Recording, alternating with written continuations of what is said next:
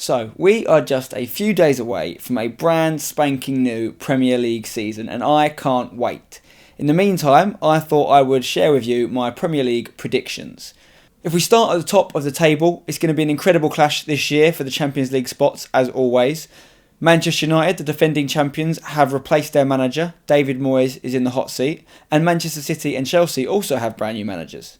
The return of the special one at Chelsea will no doubt have a huge impact, and who knows what Pellegrini can do for the blue side of Manchester. The only top four club that haven't got a new manager is Arsene Wenger. I think Arsenal will finish fourth because they're still yet to sign this elusive big money transfer signing, even if today's rumours of Luis Gustavo joining the club come true. And for Tottenham, it looks like you're going to lose Gareth Bale, and even though you've brought in the likes of Soldado and Paulinho, I still think 5th place is where you'll be. Missing out on Champions League football for a second year in a row. As for the top four, I think Moyes is going to find it difficult getting the same out of his players as Fergie did, so I've got Man U down to finish 3rd. And some of you may be surprised by this, but I've actually got Manchester City to win the title instead of Chelsea. I still think Chelsea are lacking that 20 goals a season striker.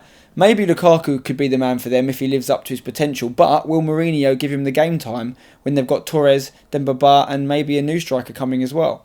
Pellegrini, on the other hand, has 4 world-class strikers with Dzeko, Negredo, Aguero and Jovetic. If he can get the best out of all of them and keep them happy, he's going to be laughing. If Chelsea end up signing Rooney, or another similarly world-class striker, then I'm prepared to swap them round and give Chelsea top spot. But as it stands, I'm going with Man City for their 2nd Premier League title in 3 years. Out of the 3 relegation spots, I've tipped Crystal Palace and Hull to return from whence they came and go back to the Championship. However, I think Cardiff could stay up. They've made the most ambitious and big money signings of the 3 promoted clubs, bringing in Steven Kolker, Gary Medel and the amazingly named Andreas Cornelius. The 3rd club I've gone with to be relegated is Stoke. I think their time in the top flight is kind of done now, and the appointment of Mark Hughes could just be their kiss of death.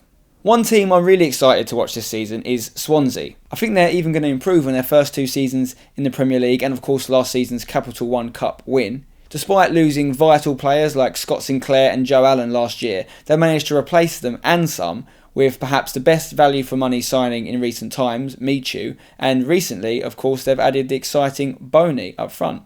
They've also got one of football's most coveted young managers in Michael Laudrup.